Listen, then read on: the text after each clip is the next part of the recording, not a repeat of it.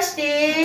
چجوری زد؟ موشک چجوری زد؟ ببین این تا لب مرد موستارابای سوریه هم نمیرسه، به ایران برسه. میرسه بابا آمریکا، اسرائیل، بابا نتانیاهو. چپسولی مینداختیم بهتر از این بود بابا.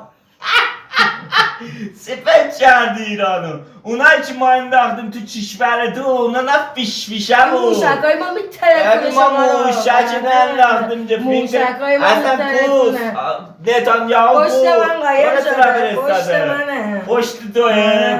ببین خودتون همه رو آمریکاتون سرد. همه تون سرد. برید بابا کوری نخون بابا. کوری نخون بابا. کوری نخون بابا. همون داستان میزنه. وای میزنم دهنتون رو خورد میکنه. ما اونطوری به ما نکن. موشک یه اردبیل هم میریزم سر همه اردبیل میزنم درست میکنه ها. به خدا اردبیل دستشان نگیره. هرچی اردبیل میریزم آمریکا اسرائیل با خاش حساب میکنم. بریز شرطی موشک رو ببین موشک